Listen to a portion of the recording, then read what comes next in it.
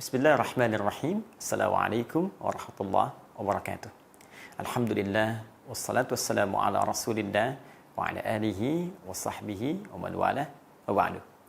Saudara-saudariku dimanapun Anda berada, saya Adi Hidayat ingin menyapa dan bermohon kepada Allah Subhanahu wa taala semoga kita di hari Jumat, hari mulia, hari pertama menunaikan ibadah di bulan Ramadan ini dirahmati, diampuni, dan yang paling khusus diterima ibadah siam kita oleh Allah Subhanahu wa taala.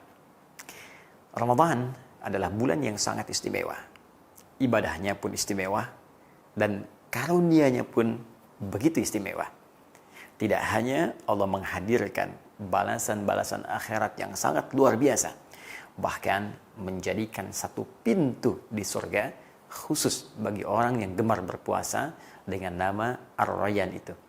Lebih dari itu, ada bonus yang Allah bisa berikan pada setiap orang puasa, khususnya di bulan Ramadan saat ia masih berada di dunia.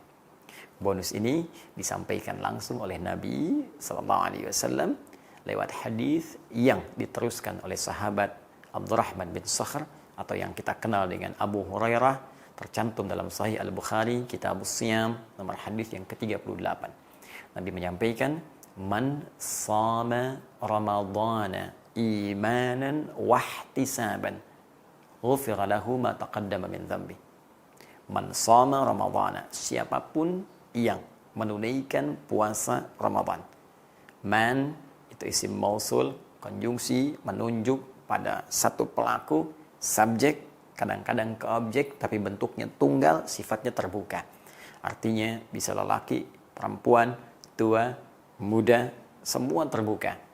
Allah memberikan kesempatan pada setiap personal kita, tanpa kecuali, tanpa batas, sepanjang ia memenuhi kualifikasi untuk menunaikan puasa Ramadan. Apa yang ditawarkan oleh Allah melalui lisan Nabi ini? Pertama, imanan wahtisaban. Tidak semua orang yang puasa, tapi khusus yang menunaikan puasa Ramadannya dengan penuh keimanan dan ketulusan. Kalimat hadisnya, imanan, dia tunaikan puasa itu dengan penuh kekuatan iman. Imanan. Wahtisaban, dan tulus dikerjakan karena Allah Subhanahu wa ta'ala. Wahtisaban. Saudaraku, apa yang kemudian dimaksudkan lewat hadis ini? Ghufira lahu ma taqaddama min dhanbi. Kata Nabi, orang yang menunaikan puasanya dengan penuh keimanan dan ketulusan karena Allah, maka ia akan mendapatkan bonus saat di dunia, diampuni semua dosa-dosanya yang telah lalu sejak ia mulai baligh sampai dengan di hari itu dia berpuasa. Bayangkan berapa usia kita dari sejak balik sampai saat ini. Ada yang 30, 40, 50 tahun, lebih daripada itu. Berapa dosa yang sudah pernah diperbuat sampai hari pertama Ramadan ini. Sampai di hari Jumat ini. Ada berita yang sangat menggembirakan, kata Nabi, dan tentunya ini langsung berita dari Allah Subhanahu wa ta'ala, disampaikan oleh Rasulullah SAW, siapa yang menunaikan puasanya, benar ditunaikannya, karena iman dan ketulusan, maka ia berpotensi digugurkan, diampuni semua dosanya sampai di hari itu dia puasa. Masya Allah. Tapi seperti apa kualifikasi orang yang menunaikan puasa dengan iman dan tulus itu? Ini yang akan saya detilkan. Kita sering bahas bahwa kalimat iman itu seringkali bersanding dengan amal saleh. Iman sering disandingkan dengan amal saleh. Dan ini selalu bergandengan satu dengan yang lainnya. Ya, saya sering sampaikan, iman itu amalan hati. Amalan hati butuh pembuktian. Pembuktiannya lewat pekerjaan anggota tubuh. Pekerjaan disebut dengan amal. Karena ia disupport dengan cahaya iman, maka semua pekerjaan anggota tubuh kita pasti akan mengarah pada yang baik. Baik dalam bimbingan Allah disebut saleh. Karena itu kalau digabungkan pekerjaan dan baik menurut pandangan Allah disebut dengan amal saleh.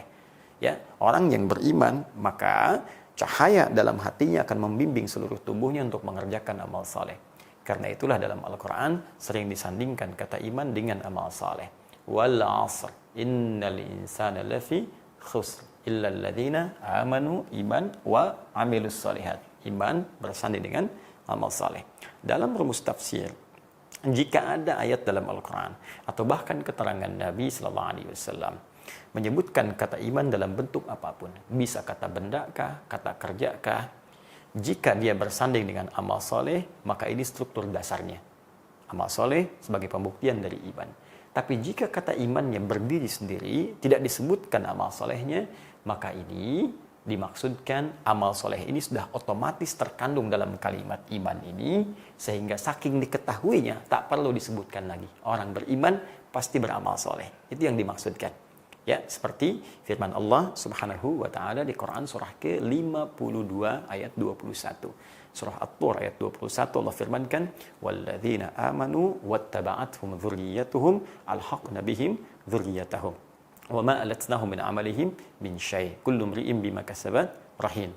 Baik, walladzina amanu, dan orang tua yang beriman itu. Tidak disebutkan amal salehnya. Ya, wattaba'athum dzurriyyatuhum biimanin, dan diikuti oleh keturunannya sama-sama beriman juga. Alhaqna bihim dzurriyyatahum. Maka mereka akan dikumpulkan semuanya di surga. Jadi kalau orang tua beriman, mendidik anaknya beriman juga, dipelihara imannya sampai wafat, mereka semua akan dikumpulkan di surga, satu keluarga. Tapi kan syarat masuk surga tidak cukup dengan iman, mesti ada amal soleh. Karena itu kalimat surga pertama di surah kedua Al-Baqarah ayat 25 dibuka dengan iman dan amal soleh. Ya, wabasyiril ladzina amanu iman wa amilus solihat anna lahum jannatin tajri min tahtihal anhar. Nah, berikan kabar gembira pada orang yang beriman dan membuktikan imannya dengan amal saleh, disiapkan bagi mereka pilihan berbagai surga yang mengalir keindahan-keindahan di bawahnya dan sekitaran-sekitarannya. Nah, karena kalimat-kalimat iman sudah diketahui buktinya lewat amal soleh, amal soleh, amal soleh. Karena itu, jika kalimat imannya berdiri sendiri, amal solehnya tidak disebutkan, maka otomatis yang dimaksudkan iman dan amal soleh. Seperti ayat tadi. Dan para orang tua yang beriman itu dan membuktikan imannya dengan beramal soleh, diikuti anak-anaknya, dijaga itu semua, mereka dikumpulkan dengan iman dan amalnya di surga. Itu maksudnya. Karena itu ujung ayat yang ditutup dengan kalimat wa ma alatnahu min amalihim min syai. Kullu imri'in bima kasaba rahin. Ya, kami tidak akan sia-siakan amal mereka yang dibuktikan lewat bimbingan iman itu. Jika baik, maka iman dan amal itu akan mengumpulkan mereka di surga. Tapi itu tawaran, kata Allah, setiap orang tua bisa memilih apakah ingin mewujudkan itu atau menghadirkan nestapa dan tangisan di kemudian hari. Terkait dengan rumus hadis Nabi tentang puasa Ramadan ini, karena kalimat ini disebutkan iman tunggal tanpa amal solehnya, maka sudah otomatis mencakup kalimat yang tadi saya maksudkan. Imanan, karena itu cara menerjemahkannya, man shoma ramadhana, siapa yang menunaikan puasa Ramadan, siapapun dia, laki-laki, perempuan, sepanjang dia baligh, ya, masuk dalam kualifikasi imanan, dia tunaikan puasanya dengan penuh keimanan. Lalu terjemahkan, dan bukti kuatnya penuhnya iman itu banyak mengerjakan amal soleh dalam puasanya. Ini maksudnya. Ya, karena kalau Anda terjemahkan dengan penuh keimanan saja bisa relatif nanti maknanya. Tapi kalau kita dalami dengan tafsirnya, yang dimaksud dia tunaikan puasanya dengan penuh keimanan, bukti penuh imannya, dia perbanyak amal soleh saat dia menunaikan puasa Ramadannya. Apa yang dia kerjakan? Ya, dia tingkatkan sholatnya. Dari yang tadinya fardu, meningkat tambah dengan sunnahnya. Dari yang tadinya baca Quran, itu pun sedikit, dia tambah. Biasa hari biasa, misalnya 1 halaman, dia tambah sehari sekarang 1 juz. Dia tambah dengan tilawah, dia tambah dengan menghafal. Jarang sedekah, dia buka kemudian untuk sedekah. Karena itu, di bulan Ramadan menariknya, semua pintu amal soleh itu dibuka oleh Allah Subhanahu wa taala, kemudahan bagi kita untuk menunaikannya. Karena itu siapapun saat Ramadan, hatinya lapang untuk bekerja dan beramal soleh. Kalau nggak percaya silakan. Bukankah saat Ramadan kita semakin tergerak meningkatkan ibadah? Pengen sholat sunnah, pengen sedekah, kan? Pengen baca Quran, itu dimanfaatkan. Allah sudah buka seluas-luasnya. Tinggal kita bagaimana kemudian mengoleksinya dan mengumpulkan amalan yang berkualitas di hadapan Allah. Jadi ini poinnya. 1, isi ibadah Ramadan kita dengan banyak beramal soleh. Wahtisaban, dan ukur-ukur, hitung-hitung amal soleh ini supaya ikhlas. Tulus karena Allah. Ya.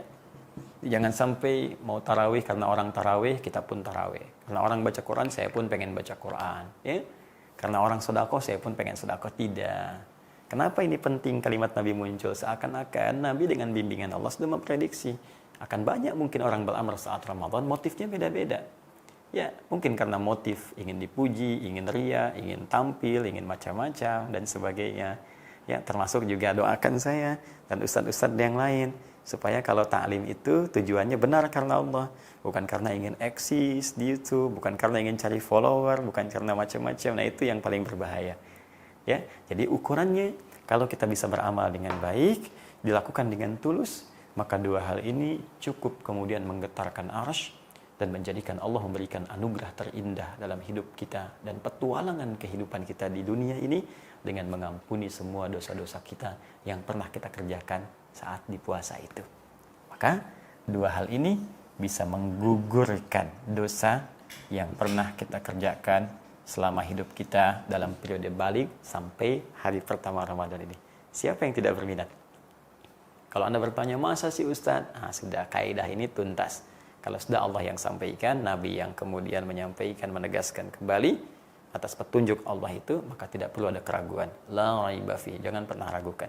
Kalau masih Anda ingin logikakan, sederhana teman-teman sekalian, amal soleh ini kan banyak sifatnya. Di Ramadan dilipat gandakan. Yang biasanya 10, jadi dilipat gandakan 10 lagi jadi 100. Ya? Karena dilipat gandakan, maka setiap yang kita kerjakan pahalanya lebih banyak. Bukankah setiap amal akan menutup yang buruknya? Amal soleh akan menggugurkan yang salah. Demikian rumusnya di hadis Muslim. Ya, fa in faniyat hasanatuhu, jika habis yang baiknya ini, sisa yang buruk. Kalau masih ada buruk, baiknya banyak, nutup. Jadi dosa-dosa kita yang lama-lama itu dengan taubat kita, ya, diterima oleh Allah Subhanahu wa taala dan amal-amal soleh yang kita kerjakan menutup dosa-dosa kita. Tutup. Apalagi kemudian kita bertobat di hadapan Allah Subhanahu wa taala, maka seketika itu hilanglah kesalahan-kesalahan, dosa-dosa yang sebelumnya sempat tertuliskan. Ini anugerah yang paling besar yang mungkin kita dapati di hadapan Allah Subhanahu wa taala. Lantas pertanyaannya, jika kita berpeluang mendapatkan ini, apa ciri-ciri orang yang sudah digugurkan dosanya oleh Allah Subhanahu wa taala? Tadi Nabi mengatakan, siapa yang berpuasa Ramadan dengan penuh kekuatan iman, dibuktikan dengan mengerjakan banyak amal soleh, dikerjakan dengan ikhlas, maka itu berpeluang menjadikan Allah mengampuni semua dosanya. Pertanyaan kita, ya Rasulullah, ya Allah, apa ciri-ciri orang yang diterima puasa itu sampai dia mendapatkan ampunan dari Allah? Bagaimana tandanya orang yang dapat ampunan dari Allah? Itu yang akan kita bahas esok hari menjelang berbuka, insyaallah.